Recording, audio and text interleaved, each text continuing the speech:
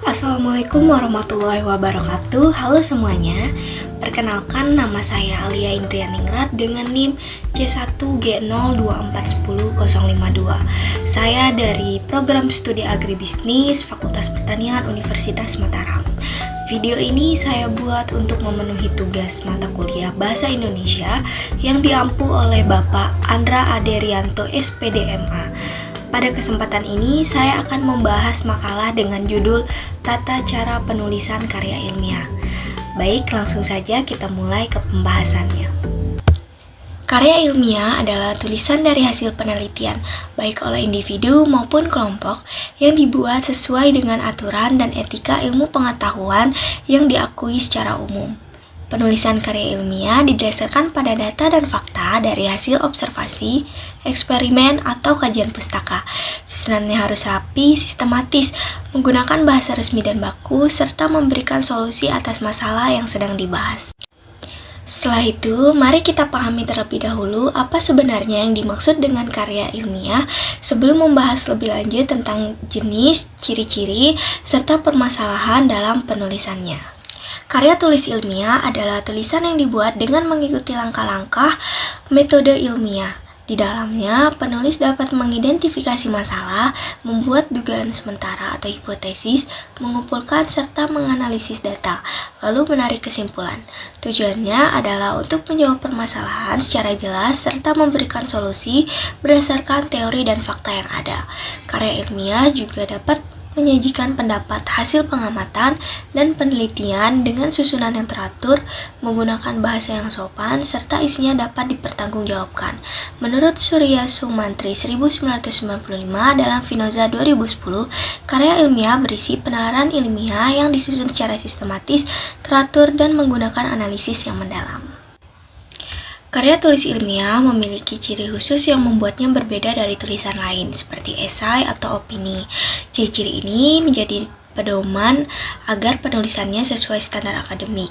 Pertama, isinya harus didasarkan pada teori yang relevan dan fakta yang bisa dibuktikan lewat observasi, kajian pustaka, atau penelitian. Kedua, penjelasannya harus logis dan objektif, disusun secara masuk akal tanpa pendapat pribadi dan didukung bukti yang sah. Ketiga, penulisannya sistematis, mengikuti urutan yang jelas seperti pendahuluan, kajian pustaka, metode hasil, dan simpulan. Keempat, menggunakan bahasa Indonesia yang baku sesuai dengan PUEBI, disampaikan dengan jelas, ringkas, dan tidak bertele-tele. Kelima, isinya harus valid, disusun dengan teliti, dan membahas masalah secara lengkap sampai tuntas. Kemudian, untuk jenis-jenisnya, yang pertama ada laporan.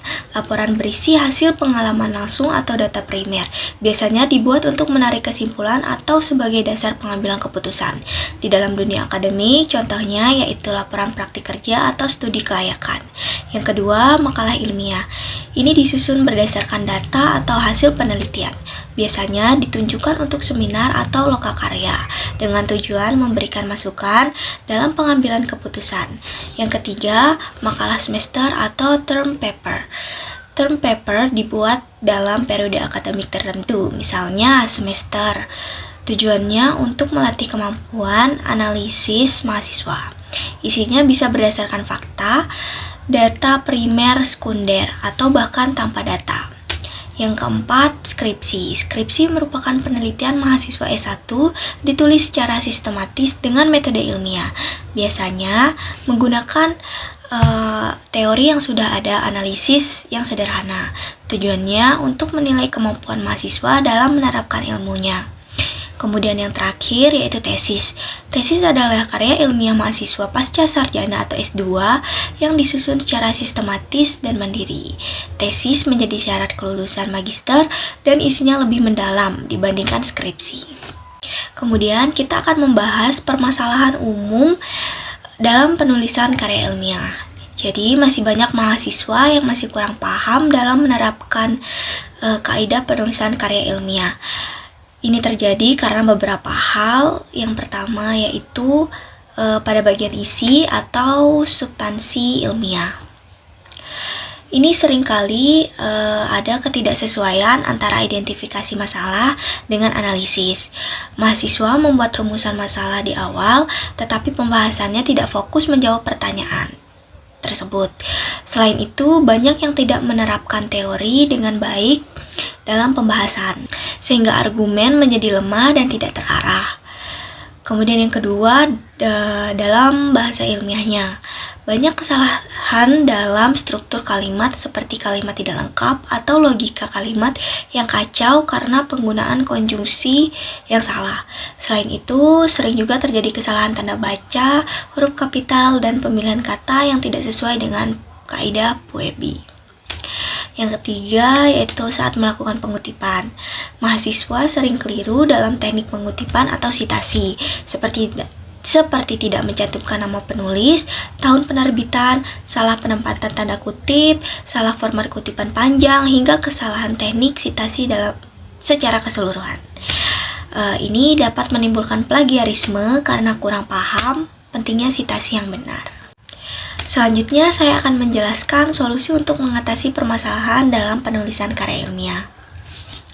Jadi, mahasiswa sering bingung memulai tulisan, tidak paham struktur dan kurang memahami plagiarisme. Untuk itu, penting mengikuti struktur penulisan yang sistematis, dimulai dari pendahuluan, tinjauan pustaka, metodologi hasil dan pembahasan, kemudian kesimpulan serta saran.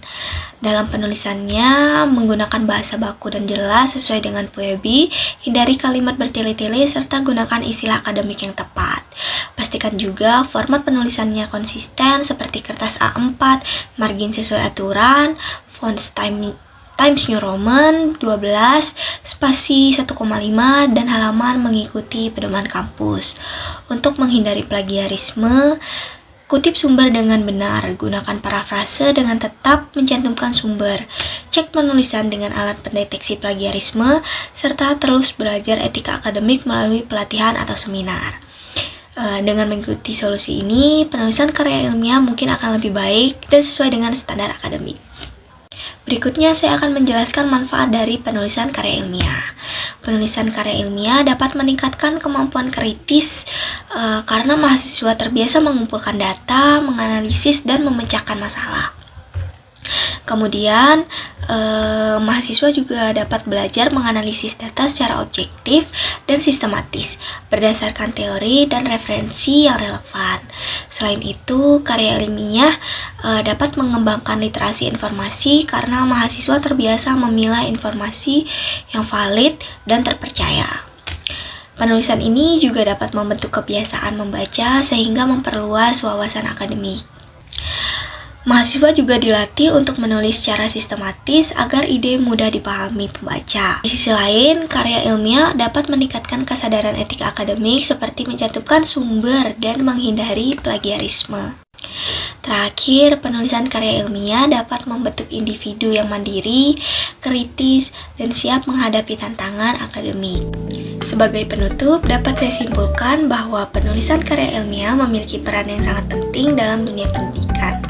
Melalui karya ilmiah, mahasiswa tidak hanya belajar menulis, tetapi juga dilatih untuk berpikir kritis, menganalisis data, serta menyajikan informasi secara logis dan sistematis.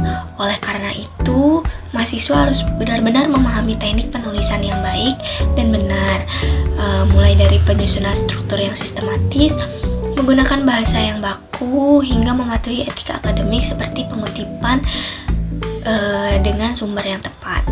Kemudian dengan memahami pemahaman yang baik, mahasiswa akan mampu menghasilkan karya ilmiah yang berkualitas, bermanfaat, serta sesuai dengan standar akademik yang berlaku. Baik, semoga penjelasan yang dapat saya sampaikan dapat memberikan manfaat dan menambah wawasan kita semua. Terima kasih atas perhatiannya. Wassalamualaikum warahmatullahi wabarakatuh.